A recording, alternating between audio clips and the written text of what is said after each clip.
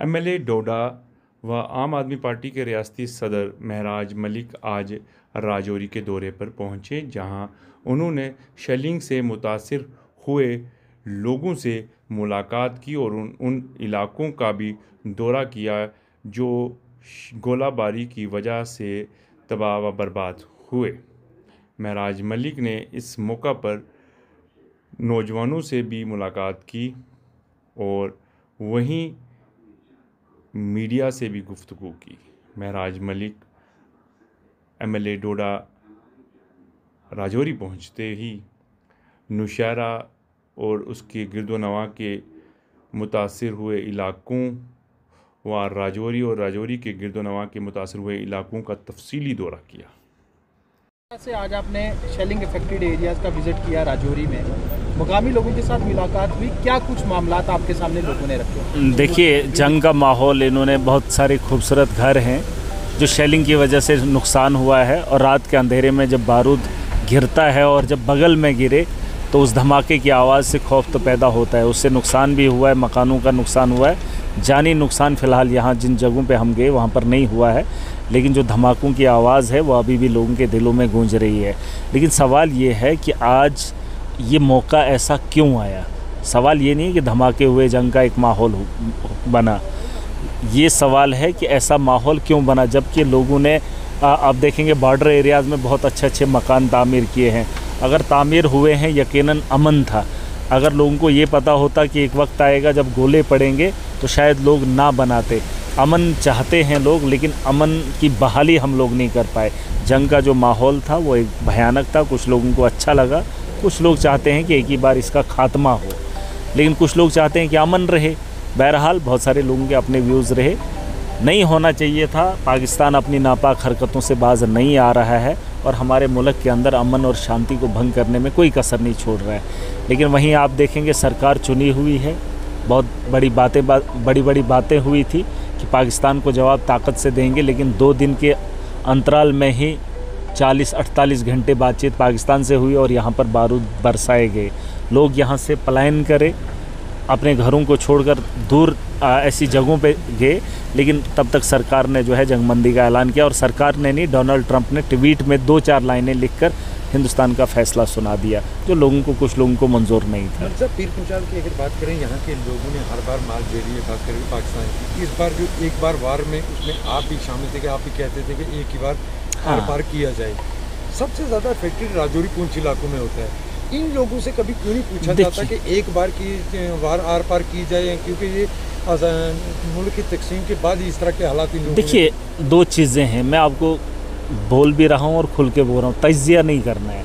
मतलब हम कई सालों से देख रहे हैं कि बॉर्डर पे जो है एक आम आदमी पिसता जा रहा है, लेकिन कब तक? जब उनको मौका मिलेगा। मैं ये कह रहा हूँ कि जंग के हालात इसलिए बने क्योंकि पुलवामा के अंदर आतंकवादी घुस गए।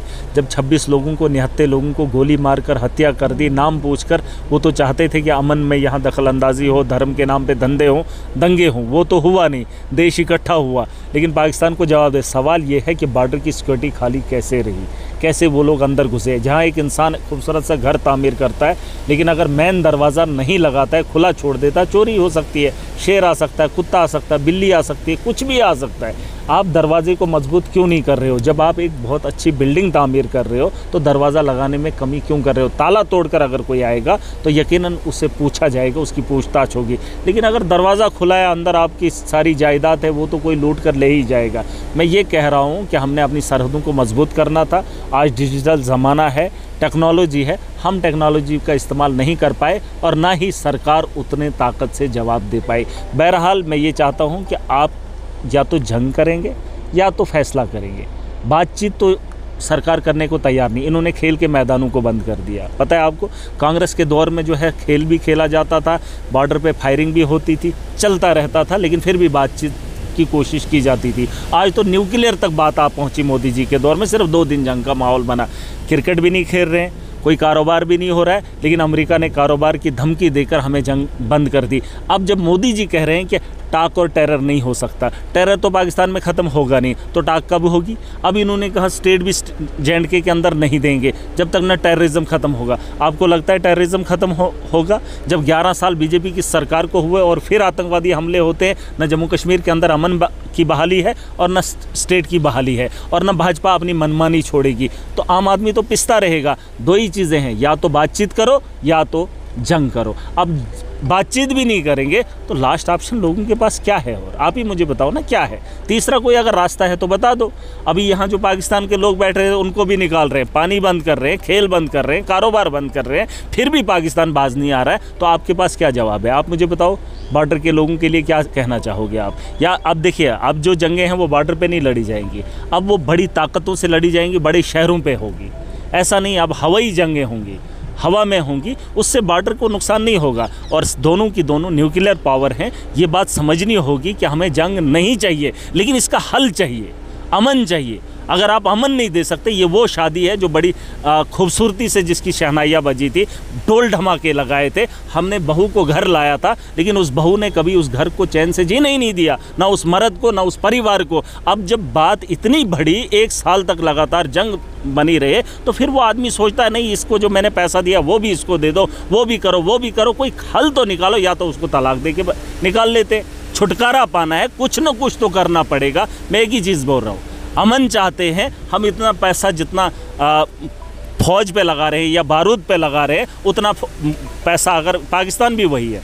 पाकिस्तान, आप वहाँ पे भीख मांगते हैं लोग, वहाँ पे इस वक्त कर्जे में लोग डूबे, लेकिन हथियार लेने में कोई भी कमी नहीं है, कोई भी कमी नहीं कर रहे हैं। लेकिन वो किस लिए कर रहा है? वही हमारे मुल्क के अंदर भी इतना पैसा लगाया जा रहा है, अगर वही मुल्क को बेहतर बनाने के लिए लगाया जाता। लड़ाई से क्या हासिल किया? 2 दिन जंग रही, 3 दिन जंग रही, क्या हासिल हुआ? यहाँ पे भी जाने गई, वहाँ पे भी जाने गई। मैं वही कह रहा हूँ, जान इंसान की गई है, चाहे ये आतंकवादी हो, कोई भी हो। क्यों ऐसा माहौल बनाया जा रहा है? या तो अमन की बात करिए या तो जंग करिए।